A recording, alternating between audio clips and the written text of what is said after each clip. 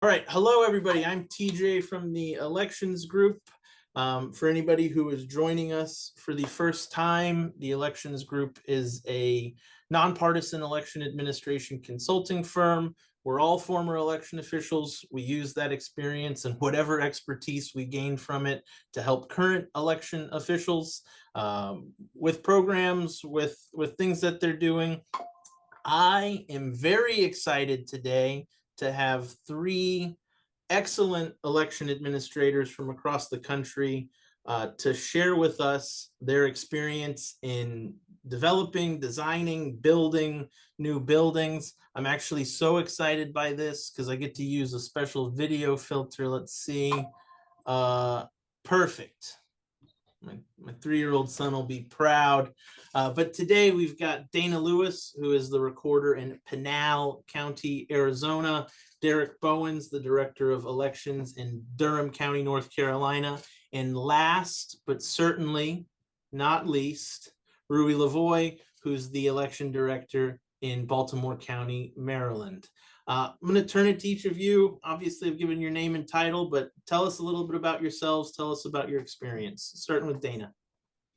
I've been doing elections since 2019. I started as an election specialist, worked my way up to acting supervisor, got poached by the recorder's office to be their compliance officer. So I started learning the voter registration, early voting parts of things. And then Pinal County went through some catastrophes where our elections director had left and they took almost a year to hire someone. That person that was hired, unfortunately, didn't understand polling place elections. They only understood mail elections. Had some problems, had a really poor facility. My recorder stepped away to become the elections director, and then I was appointed to be the recorder. A year after that, they put the elections department back under the recorder's office. So not only am I the recorder now, I'm also the officer in charge of elections. So running two different departments. I love what I do, and I know how important it is. So it's kind of an awesome position to be in. Amazing, amazing. Derek, who are you? Hello, everybody. I'm Derek Bowens, Elections Director for the Durham County Board of Elections. Started in elections in 2012 after being frictionally unemployed, looking for a job once I graduated from college. Never thought that I would be in election, of course, which no one does, I don't think. It may be more common today. But yeah, started in New Hanover County, North Carolina as an election specialist in 2012, became director there in 2015. Left in 2015 there and came to Durham County as the elections director in 2017 after a previous year of much turmoil and issues here with the 2016 presidential election. And excited to share the journey from a very much bifurcated elections process to being in one consolidated facility. Amazing. Rui. Hi, thank you, TJ. Hi, everybody. So I'm the director currently of Baltimore County Board of Elections. I started in elections as an election judge in 2010. In 2012, well, late 2011, I joined the Baltimore County Board of Elections and worked my way up to administrator. And then I went to Cecil County, a smaller county in Maryland, as the director during the 2020 COVID pandemic election, and then waited for the current director in Baltimore County to retire, applied, and then came back home to Baltimore County. I'm like Dana. I love my job, and I think, like Derek said, nobody probably ever like grows up thinks when they're a little kid, I want to be an election administrator. But what we do is so important, and I know that everybody on my team and everybody that I work with across the country feels the same way. Um, and I have the unique opportunity to have worked in a very small jurisdiction and a large jurisdiction. So when I'm making decisions or helping on different panels or on different committees or with the EAC or whatever, I do have those two perspectives, which kind of gives me an advantage, I feel like. And we built our new, we were in another location and we built our new location while I was director in Baltimore County. So I had the opportunity of going through that entire process. Amazing, amazing. For folks who are joining us as participants please, any questions that you have, however granular, however big, drop them into the Q&A. We'll either get to them at the end, or if something sparks an interest, we'll jump to it immediately. But I really want each of you, as folks who went through this process of getting a new facility, kind of from start to finish, knowing what that's like, just tell us in general, like, was it easy? Was it hard? How long did it take? How long coming was it? Turn to Derek, and I do have some pictures that Derek shared with me that I'm happy to share as he speaks.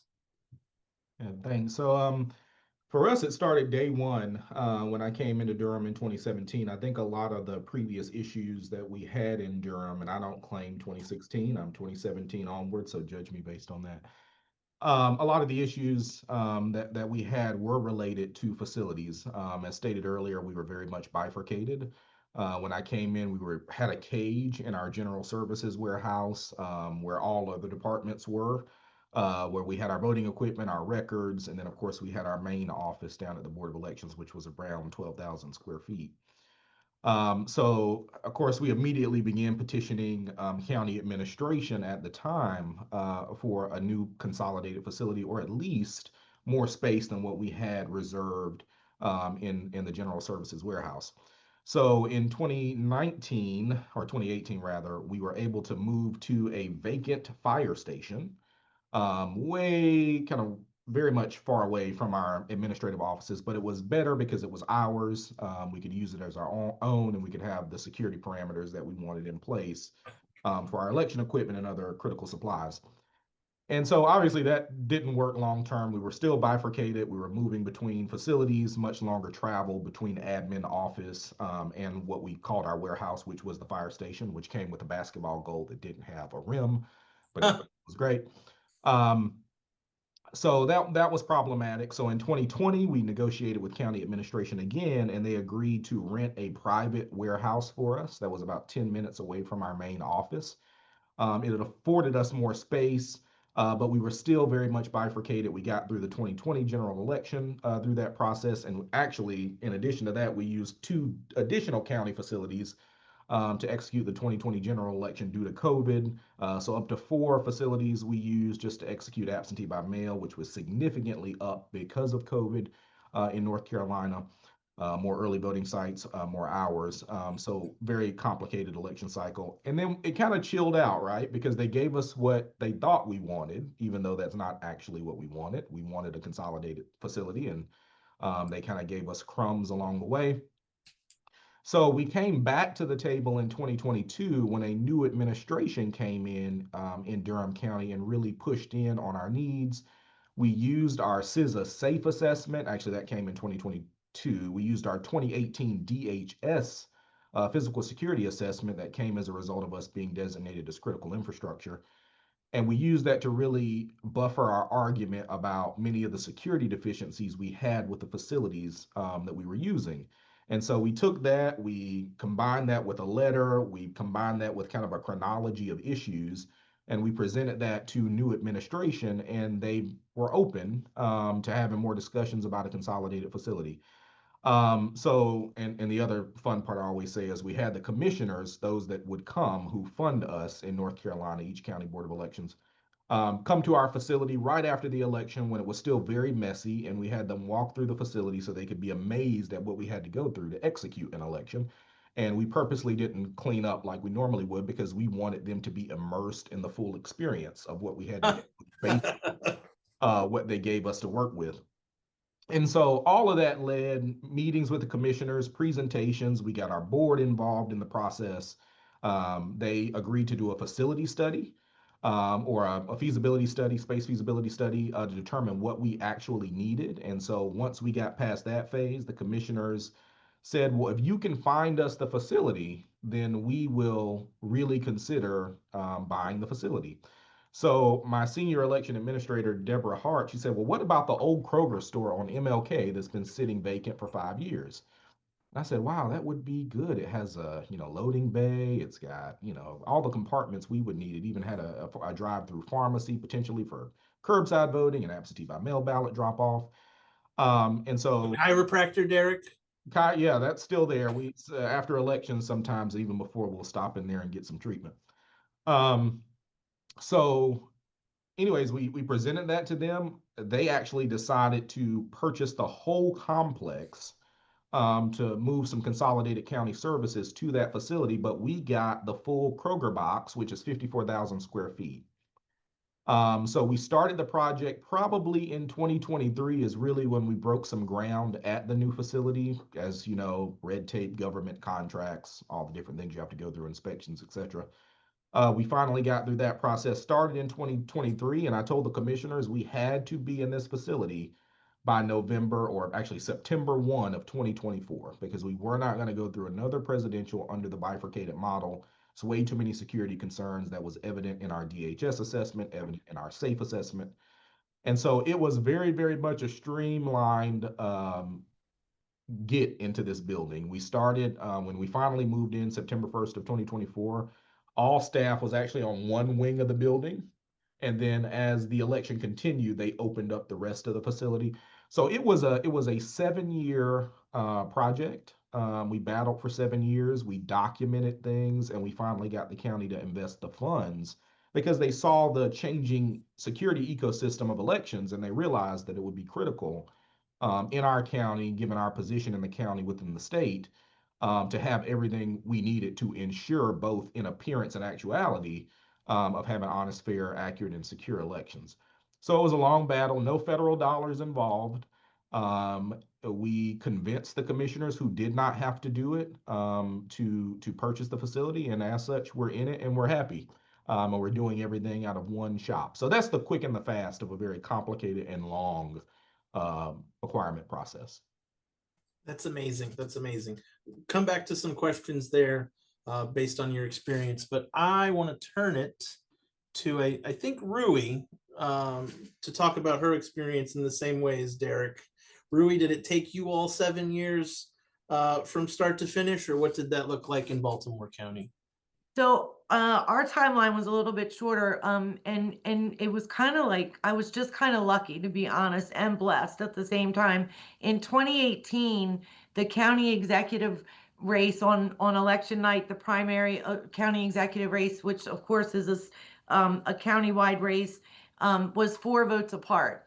So there was news cameras and both candidates' teams.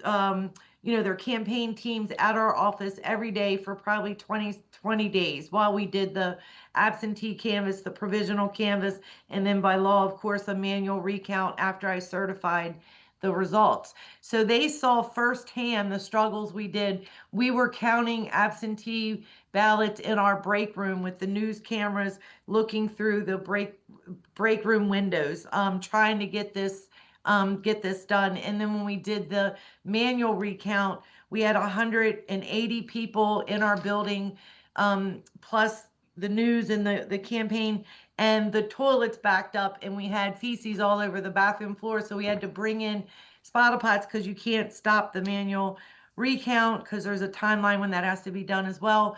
So our county executive, along with the administration, saw firsthand the struggles that we went through. They saw how we had to move the equipment out of the early voting warehouse part, to be able to have room to do the manual recount, and then put the voting equipment back and move the ballots from one area to another.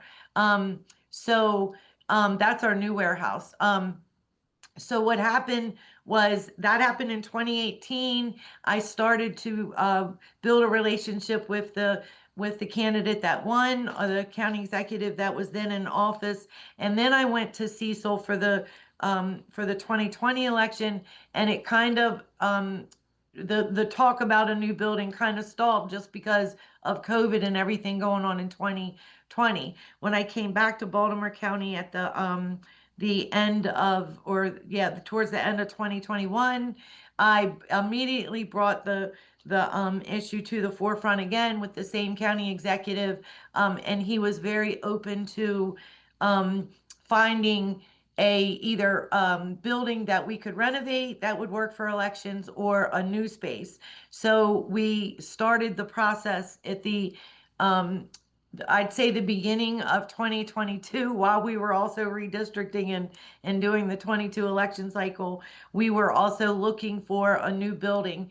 While we were looking for the space, we consider like public transportation and location and all of that.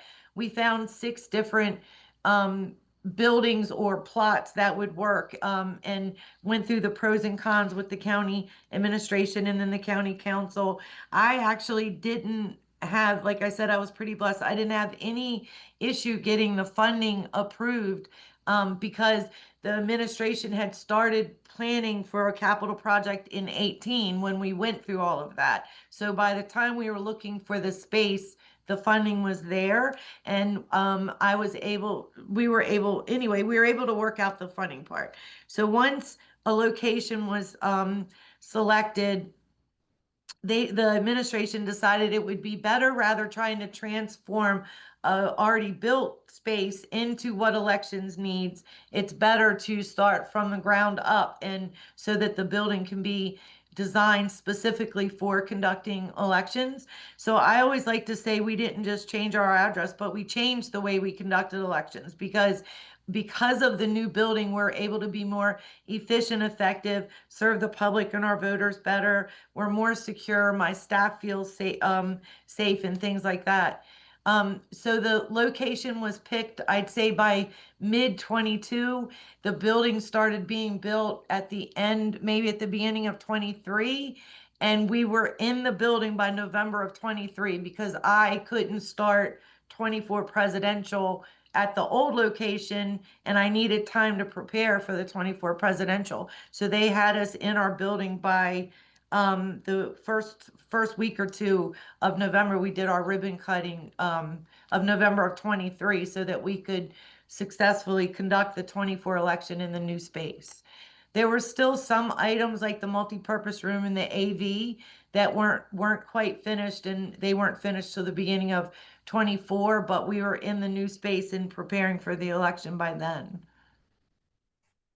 That is amazing. So like 11 months kind of from start to finish in your, well, not start to finish, but in terms of building. Yes, and originally it was a 2-year project, and I went back to the administration and I said, I can't move in the middle of an election cycle. I mean, it's just not possible for a large jurisdiction. I know of smaller jurisdictions that have done that, where they've moved in the middle of an election cycle. But of course, you always worry about voter confusion. But also it's just there's just not enough time to do that in a large election office. So I made my case to the administration, and they, again, I was lucky because they understood, because they saw just what it took to certify an election. So knowing that on top of preparing for an election, and we were going into a presidential, they sped up the timeline. And I don't know, but my state administrator had a bat phone to BGE, the gas and electric, because that was supposed to be stalled for like 3 months. And next thing you know, he made a call and they did it the following week. And so like everybody really worked together with our county OIT, property management, the construction, the builder, and made it happen in a short period of time. Amazing, amazing. Dana, we're going to turn to you. And if I can figure out how to turn my head, I do want to ask Bob. Bob, how do they keep the buildings in Arizona from melting? But maybe you can touch on that, because Bob is going to stay silent, Dana. HVAC. Make sure you have really great HVAC professionals. The other thing you have to, counter in Arizona, people don't realize we have a thing called monsoon season. So everybody's like, oh, Arizona's great because it's a dry heat. Until you hit monsoon season, and then you're dealing with humidity factors that you haven't seen, for 8 months. And we know in our world, we're dealing with paper. So paper curls when it gets wet. And when that happens, it doesn't want to tabulate. So making sure we worked with our constructors and our HVAC professionals and commissioning agents to ensure that we had areas where that either the vaults or the tabulation areas that had dehumidifiers built into them, that we're always monitoring our dew points and our levels in the facility. That has definitely been a learning experience. You know, prior to the elections world, you know, I didn't do anything like this. Maybe I served in the Air Force for 8 years, but, you know, I was an admin girl, but, you know, dabbled in construction a little bit. I had no idea how peculiar HVAC units could be. And man, the bane of my existence, I will say that. But, you know, in Arizona, you got to deal with a whole lot of different things between we're in the news because we have had snakes and scorpions and horses show up at our voting locations. So it's never dull. It's never dull out here. Well, Dana, can you, similar to how Derek and Rui have talked about their experiences, I know, or it sounded like you kind of came into a leadership role, but had been in the office for some part of the process of this being built. Can you go over kind of from start to finish what that was like, both for you and for your predecessors? Sure. So I'm going to back up a little bit. So in 2012, my predecessor, Virginia Ross, had become the elected recorder, and that's when the elections department was under the recorder's office. Fast forward a few years, and they branched that back under the Board of Supervisors and County Management. So they were bifurcated. What even added to that, I would say, pain point is in 2014, the elections department incurred an electrical fire, and that entire early voting electrical area and elections area was actually burnt down. And this was going into a major election year. And so they had to fast forward and find an already county-owned property, and they moved everything in there. They had to work with their vendors to ensure that we had tabulators and all that. They had previously tabulated at the polls. They changed gears and they went to central tabulation. But again, they were working with an existing space that they could get into fast. And it was definitely close quarters. They then did acquire the facility next to them. They remodeled that also. So they had the elections and early voting. But it was 25 minutes away from the county complex. So it was away from voter registration. So when Derek is talking about this bifurcation of services, it was definitely a pinch. And so fast forward, in 2012, we had about 80,000 registrants. We were still the third largest county. Move into 2019, when I became an election specialist, we had 180,000 voters. And then just this last year, we're at almost 350,000 registrants right now. We're the 7th fastest growing county in the United States. So when they had the issues in 2022, where they had a changeover in leadership, and then there was an issue with recount because they had such close quarters for their tabulation in their old facility. This is our new space. That people were actually bumping into each other when they were tabulating ballots. So as they're removing the ballots out of a ballot box and putting it into the tabulation, they were actually pushing up against each other. What happens is then that picture right there, we then went into recount because the margins were so close in Arizona. And they found that unfortunately, some of the ballots from one of the precincts had never been counted. So they had to go back and redo that. Now, that's what a recount is for. It's so that if there's any process that can be identified and fixed, they fix it. So the recount did that. But the primary election prior to that, they had other issues where they had run out of ballots, they had not ordered enough ballots, or they had the wrong candidates on the ballot. So in 2022, there were so many problems. They had an analyst come in and do a review of the situation, and they realized that even though the previous election administrator had been asking for more space and more people, that it finally got to the point where it was breaking. And that's what had happened in 2022. Fast forward a couple of months, we get through the general election. They sit down with county supervision and management and review all of the reports and findings. And it was understood at that point they needed a new facility. What was great is we then had new leadership and we were able to walk through our current facility, point out to the contractors and the engineers what we loved about our facility and what was absolutely not acceptable. And then explain to somebody who didn't really even understand the difference between our primary or general election, what our workflows look like, and then what our dreams were. So to sit there with engineers and on blueprints and every 2 weeks sit down and kind of fine tune those processes and then watch that come to realization on blueprints. What a remarkable process it was for us. Then to have, Department of Homeland Security, the FBI, our local law enforcement security partners all come together and work through that. We were able to fast track this program. And so we closed the 2022 elections. And then in 2023, we moved fast, broke ground. The county already owned property outside of downtown Florence, where the county seat is. We were able to bring all of those 3 different departments back under the same roof and build this fabulous facility.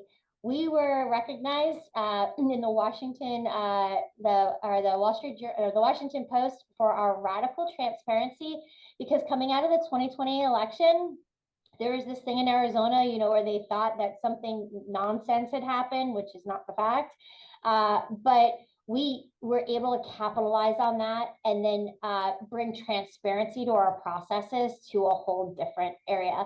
So some of the pictures that TJ was showing of that big glass room, we call it the viewing area. Some people call it the fishbowl.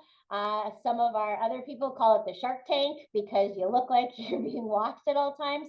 But every part of our process, from signature verification to early board, where we remove the ballot away from the affidavit and stack it out, to tabulation, can be viewed by the public during the entire electoral process. Plus, it's on live stream.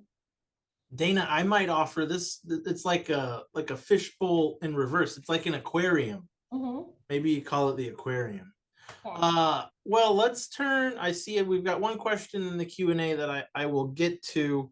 But something, Derek, that I heard you talk about when you were relaying your experience was some of the, I guess, external validation that you were able to get from organizations like CISA, other organizations that do feasibility studies on behalf of government. I mean, I think government correctly is very deliberative in a lot of these things and wants to make sure that the investments that they're making work not only for what's needed, but what might be needed in the future. Can you talk about the value of those external validators? Yeah, I think for us, not having the DHS assessment back in 2018, which we drilled that into our commissioners' heads as a reason to really invest in this project and if need be, move into fund balance to take care of this project. That document was used heavily. It was distributed heavily since it was declassified to the extent that we could share it with folks where it was relevant. We shared it with our security partners, our Office of Emergency Services, our Sheriff's Department, which also participated in the development of the plans.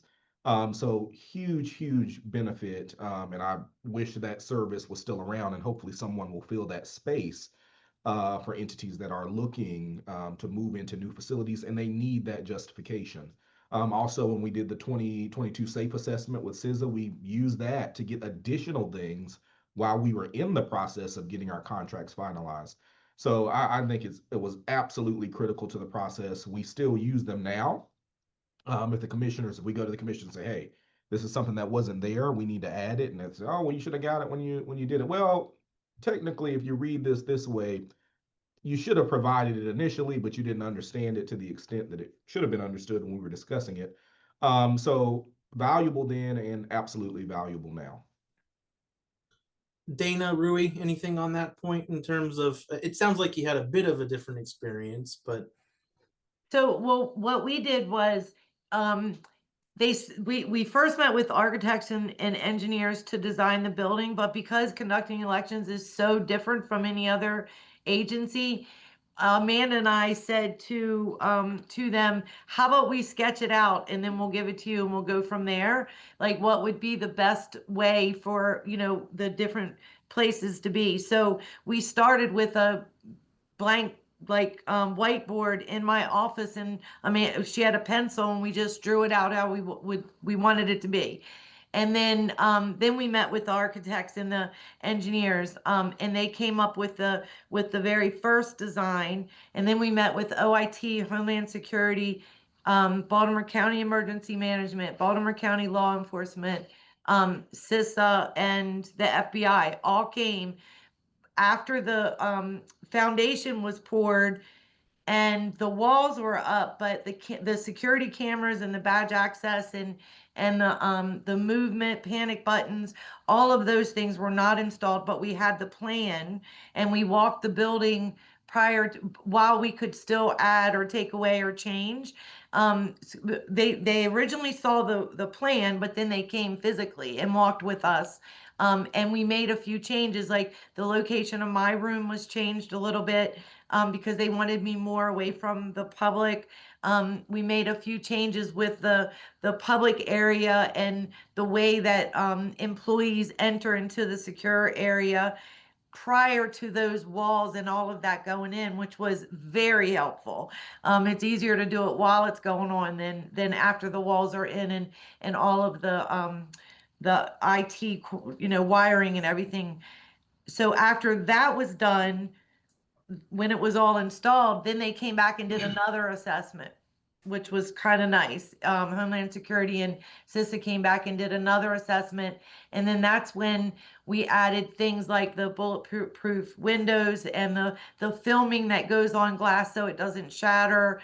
Because I never would have thought of things like that so having an outside person, give their perspective on different things was extremely helpful. So I would highly recommend that during the process, you keep all the stakeholders on the meetings. Some of the meetings, they probably didn't need to join, but they did anyway, because, well, I'm a nag, but, I would want everybody on, because you never know what might get brought up or a question that's asked, and it's always better to get it answered or find out a path towards a resolution or a plan at that moment than saying, okay, we'll get back to you on that. There was no time to get back to us. We just needed to make decisions and keep moving forward. So having that really good connection and partnership with the other agencies in your county or jurisdiction really helps the whole process go a lot easier. Dana, anything there to add? I think it's very much what Rui is saying. If I'm the smartest person in the room, I'm in the wrong room. And so trying to make sure that we brought those people who were the smartest at what they do to the room sometimes was challenging. One of the things that, we had to work through in this area of Florence, again, they were doing all of this building, but this was a historic location previously. And so you have to work through that process a little bit. But there were water issues. This is Arizona and our water tables are goofy. So having to work through that. So we had to implement some other changes. And one of the questions, like we thought to ask, I guess, ahead of time is, I don't want you to flood my warehouse if there's another fire. That would be bad because I have, millions of dollars of equipment in there. And then I also have paper ballots. Can we not? So having to work with professionals about dry fire suppression systems and learning the ins and outs of those and what happens with that. Or because of monsoon season, we could lose power. And then what does that happen? It happened in Pima County during our special primary election this year. They lost power. And so, you have to work through those problems together, and you have to have your partners. You have to have officer emergency management there.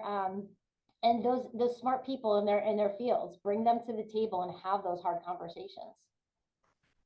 Hey, Awesome. TJ, can I just add something real quick? So just to expand on what Dana said, when we were building the building and having those meetings, I was also referring to our COOP, our disaster recovery, because she brought up a good point. Like, we have a redundant HVAC and heating system. So even if one goes down, the other one is there. And then things like the ballot storage room needs to have humidity control. All of those types of things, having, being involved with your coop and looking at, okay, if this happens, this is what we're going to do, and then being able to implement those resolutions in while you're building your building and already have them makes things so much easier. For example, I have a huge generator that if the power was to go out, my entire building will keep functioning with air conditioning, heat, and everything. So I don't need to worry about that anymore. I don't need to worry about, well, the generator is only going to make the office and computers work, but my warehouse is going to suffer. So I just thought of that while Dana was talking. Definitely. Get to the Q&A. I've got a couple more questions. One thing that both Derek and Dana mentioned was a previous bifurcated setup where, you know, maybe you had voter registration and voter services, candidate services in one location. You had your warehouse in a different location, or your operations center in a different location. What has it meant for you, you know, as the leader of the office, but also for your teams, to kind of be in one space and either benefit or suffer from being together? What has that been like? I remember, you know, some of the operations facilities, those folks like being out far away from the leaders of their offices. Derek, I see you nodding your head. No, I think overall, folks, particularly our operations folks, which manage the warehouse, they were very excited because they felt separated and that they, you know, weren't a part of the team. But now that they're here, I think they might prefer to be back where they were because they see it's not as fun as they thought it was. We were all in one place down in the admin office. But no, I think it was a huge boost for morale. It also certainly enhanced internal communication or intra-divisional communication, because, you know, responsibilities bleed over divisions into other divisions. And so being able to walk over to someone's office and not have to depend on Airtable or Teams to communicate something in writing that would be better served verbally in person, or even by phone, I think was a huge benefit for us in the way that we structured this building. It does allow all of us to be together on the administrative side of the facility. So I would say overall, absolutely 100% a benefit to our overall operations and communication, which of course extends out to what the voter experience is when they present to vote. Dana? I would definitely agree. Not only having everybody under the same roof, instantaneously morale improved. You know, you can have that monthly potluck for everybody's birthday and for the holidays. You know, people don't feel like they're being left out of conversations, because if you have to brainstorm real quick as a team and different division heads, you can bring them all together in one space. The other thing that has been optimal is our ability to cross train again. You know, we all know we've been bit by the bug and we love what we do.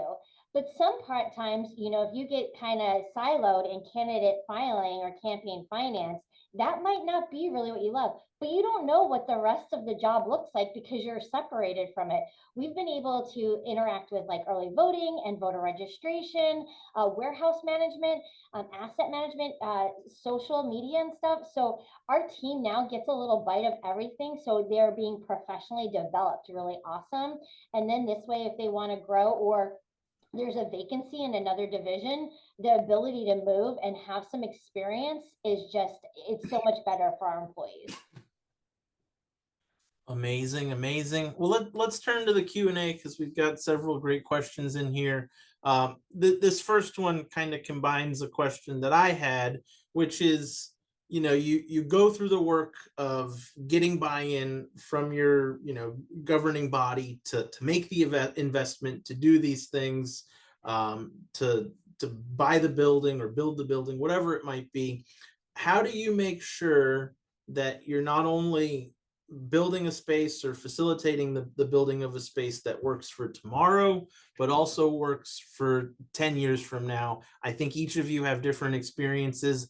I don't think Baltimore County is growing at the clip of quadrupling every 15 years, but can you talk a little bit about how you kind of have the foresight to look toward the future? So when we moved from Hunt Valley, we had first been in Catonsville. So I was part of that move from Catonsville, and Catonsville was in an old school, and we were on 3 levels, which was very difficult. So I know that there are a lot of jurisdictions where the warehouse is separate from the office, and I know it is not easy at all. But when we moved from Catonsville to Hunt Valley, they didn't take into effect or account, there wasn't much control over the design or the build, and they didn't take into account the new voting system, the fact that we are going to a paper-based system, the storage of the scanners and all of that. So on day one, when we moved into Hunt Valley in 2014, we were already it was already too small. So having that experience from moving from Catonsville to Hunt Valley and a new location and already outgrow the new location the same day we moved in, we thought of that when we moved here. Okay, if we do if we do change voting equipment, if we do have an increase in voters, what are we going to do? So that we had some of that consideration, but like you said, TJ, not to the point where like Arizona would. I mean, I'm already at my 600, 700,000 voters. I can't imagine, it doubling or increasing like that. But there's still some change in space requirements depending on voting equipment that we had to consider. So we just made the warehouse bigger than we thought it should be. Basically, we just overestimated our warehouse. Dana, anything there from your experience in the 7th fastest growing county in the country? So we actually are in the middle of re-precincting in between the 10-year redistricting, because we're growing so fast, and trying to make sure, because we're still precinct based, that we have enough precincts to take on our ballot size, and then also ensure that we have enough polling locations. We've been working the last, say, year and a half really closely with our community development department, because we're able, with census data, E911 systems, our GIS department, have been able to effectively project our growth in our county. They're saying that in the next 10 to 15 years, we could be between 500,000 or 600,000 registrants to 1 million. So we could potentially be the second largest county in the state. So knowing that, coming into a new building, we built for the growth. We built to potentially have 250 precincts. We built out an additional 10 workspaces and additional offices for both the voter side and the election side. We built it forward so that we could do that. And then they also, when they acquired this land and built the property, we ensured that part of the building could even have a wall knocked out and build out to the back of it if we needed to. Derek, anything in Durham that you all thought about on that front? Well, yeah, I'd say there's nothing like a traumatic event that really has you thinking about what you need. So, we had 7 years post 2016 in Durham to really think about what it is we needed. And so, with the support of CISA, with the support of DHS, our community partners, law enforcement, we really, really took the time over the course of those years building those chronologies of events that occurred leading to the facility, to develop a really comprehensive story of what we needed. And as things happen, we literally watched the ecosystem of elections change drastically from 2016 on. So it was the perfect time to really think about things that were needed to build this amazing end product in a facility. And so we definitely we assessed data at the time when we initially put together our letters and communication for county administration. We were growing at a higher rate on average per year than the state. And so those kinds of things were considered. We got more square footage than the feasibility assessment suggested, or the space assessment suggested that we needed. Um, Things happen such as the fentanyl-laced letters going to jurisdictions in the state. That informed our mailroom, which has now a separate exhaust system and more duress buttons, and windows for staff to see if someone drops, in addition to the guidance from USPS and DHS on how you manage mail now. So I think kind of iterative approach to building this facility was really good. Seeing things over the years, doing what Rui said, getting on the whiteboard, and we made a vision. And so when the time came, we were ready to move, and we pivoted based on what was actually happening real time in the industry. Got a question from the Q&A here. Dana, Rui, you guys both talked about building at a pace that I think was really fast, maybe even beyond your own expectations. The person here is asking what kinds of workarounds were considered when dealing with the bureaucratic approval requirements on big projects. So change orders, things like that. Dana? I'll jump in there. There's nothing worse than a board of commissioners or a board of supervisors being thrown from the pan into the flame, because they were called out as, it was identified that, the call for needing a larger space was identified previously. But it was like they were always putting Band-Aid fixes in place. And so when that happened, and there were so many fatal flaws that happened in 2022, they were like, yeah, we've got the space, we have the money, we've been able to invest properly. Now we're going to full bore it.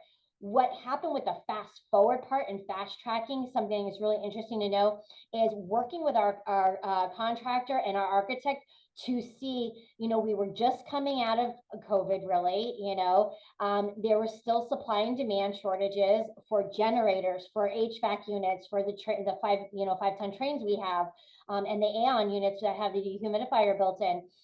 They ordered those like as soon as the money came in and they were approved by the board. They had those suckers on order, and so they were sitting here in a makeshift warehouse as we did the demolition and everything like that, and then fast tracking those meetings. That meant a lot of long days because I had to be available. We had, the top tier had to be available to be in those meetings, and still be ready and to administer presidential elections in 2024. So, and there were some, growing pains in it. Absolutely. I think one of the things is, even though we were building the system, they're like, why do you need this? Why do you still need this? And again, people who are builders who have never built a security facility for this, you actually have to show them the news articles. You actually have to show them, well, what does this look like to you? Well, for these people over here, this is what they see. So we need to make sure that that kind of tomfoolery that they're thinking is going on, that's not, and we're going to be transparent about it. So you have to walk in fast form with these people. Awesome. Awesome. Well, Dana, you talked a little bit about some of the friction from builders, not necessarily from electeds or folks in government. But this person's asking if you have any experience with folks who may have experience with elections. Obviously, anybody who's been elected to office has an experience with elections, who are telling you, hey, what you've got is good enough. You don't need more. Why do you keep asking for this? Any examples of those interactions and kind of how you push back, or was it all sunshine and roses the entire time? I wish it was sunshine and roses the whole time. That'd be fabulous. Truly, people don't understand, having an open trace system from your tabulators to your server, where you can show how your equipment is air gapped and how it's on a closed network, that it's never on the internet. It's sometimes the world works with you and not against you. So when CrowdStrike hit, and we had just gotten into our facility and we're in our primary election and the world is freaking out because there's no internet, this was my chance to like jump on it and be like, but look, we can still tabulate, folks, because it's not cut to the internet. This is a fabulous thing. There's those kind of things that worked in our favor. But again, because contractors don't know what we do, to explain to them, they're like, well, just put it in the wall. No, we don't just hide it in the wall. That's not how this works. So you kind of have to walk them through it a little bit slower. Yeah. Derek, Rui, anything on Rui? I know you're a force of nature. No one gets in your way. Now, Well, I tell you, I truly believe it's because I am so transparent and I'm always inviting them, come and watch what we do. And then because we had that close race, that really gave me the opportunity. But I still do it now, even in my new building. And I've always been like that, even prior to being a director. So I really believe that when you invite the people that say, why do you need that? Or that's probably not necessary when you invite them, or I know Dana mentioned show them articles and things like that. But I mean, we've had the bomb scare, we've had the white powder, we've had threats with a machine gun. All of those things have happened. We've had suspicious packages and suspicious people and abandoned vehicles that somebody thinks. So a lot of those things has happened. But the more you invite them, come and watch us, come watch the process. Even when you're in your other building, then the more they're going to see the struggles, and a lot of people don't realize all of the pre-work that elections take. They just see election day. In Baltimore County, it takes about 5,000 people for one day to pull off just election day. Add in early voting, and it's probably 6,000. But people don't understand that part. They just see that they go vote. So I think the more you bring them into, like Derek was saying, he left it messy. Amanda and I did the same thing. We left when we got our paper ballot order, we had 2 million sheets of paper to inventory. We made it like a domino thing, and then took a video of it and then shared it with our elected officials how to do inventory with our ballots. It runs through the office down around the corner, and we actually showed them that. So I just think the more that you can visually show and invite the legislators in, I think that eventually, it might take some time, you end up getting less questions. Definitely. Derek, go ahead.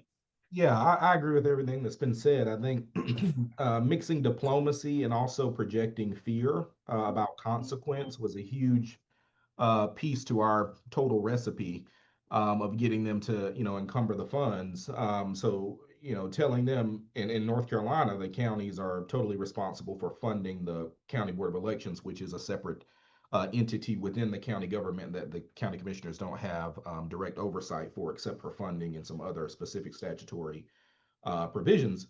But it was, hey, if this goes down, you have administrative and legal responsibilities with respect to funding us to execute our duties.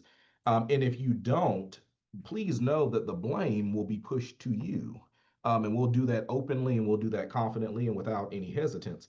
And I think that in concert with, showing stories, talking about things that has happened across the country, with what Durham County went through in 2016 with allegations of Russian hacking and nefarious activity with regards to the governor's election here in 2016, which was baseless and false, as subsequent investigations found.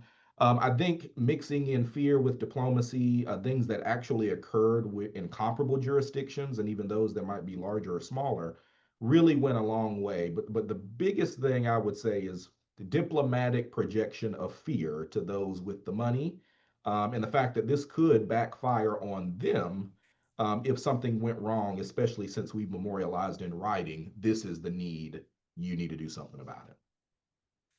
I think today is the first elections group webinar where we've heard the word feces from Rui, machine gun from Rui, and this new one, diplomatic projection of fear from Derek, which I'm shaking just listening to it. I'll give you whatever you want, Derek.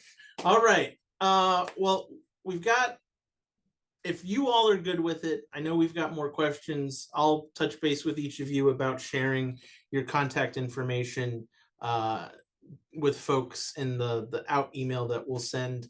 I think I want to close with just a simple, if I'm an election official, if I've gotten to a place where I either need a new building or I've gotten approval for a new building, give me your best 30 to 60 seconds of advice on what I need to be doing and how I need to be doing it. And we'll start in reverse alphabetical order by middle name and go to Rui the Force Lavoie. So you want me to just in 30 seconds explain how I would start the process? Yeah, what you would tell, well, we've got a question from, or we had a question from a clerk who's actually having a meeting today about a new building. What does she need to know? Like 30 to 60 seconds. That conducting elections is unique from any other county agency. And I mean, other county agencies, it's pretty much a blueprint or a footprint of how the agencies are set up, but elections can't be set up like that. And that securing the vote and keeping the election officials safe has to be a #1 priority, or you won't get your election results. Right? Dana, I don't know your fake middle name, but we'll assume you're next. It's Lee. So remember, sometimes because we are so specialized and usually have smaller departments, they don't think that, we have enough ground in the game. Remember that you're the subject matter expert and push that. Don't let them put baby in a corner. Make sure that you bring your knowledge and your historical expertise and institutional knowledge to the table, because there's going to be a lot of areas that they don't know that you need to be there and pushing that forward. Derek. Yeah, so I would say proper preparation prevents poor performance. When you go to these folks with the money, come prepared. Write everything. That's one thing we did, is we memorialized everything in writing throughout the duration of the process of getting this new facility. And if you don't write things down, if you don't have evidence of things that you're suggesting that actually happen that you can't bring to the table, then it delegitimizes your argument. So I would say definitely prepare, know your stuff, know what you're talking about, have stories to affirm what it is you're talking about. And as Rui said, talk about kind of the special space that we're in and how that's distinguished from other county departments, and make sure you inject fear. These are the consequences that occur, that could occur if you do not fund elections, because the cost of a second election is much cheaper than doing the first one right. Diplomatic projection of fear. It's the phrase of the day. I want to thank Derek, Dana, and Rui for joining us for this excellent conversation. As mentioned, I will make sure that each of your emails, as long as you're okay with it, gets included in the follow-up. I encourage folks who have questions, who are going through this process, who want to learn from the great experiences that all of you all have shared today, to reach out to you directly. Thank you to all of our participants for joining us for another Elections Group webinar. We will certainly see you again soon. Any questions, reach out to support@electionsgroup.com, and have a wonderful, fun-filled, quality Thursday, everybody. Thank you. Thank you.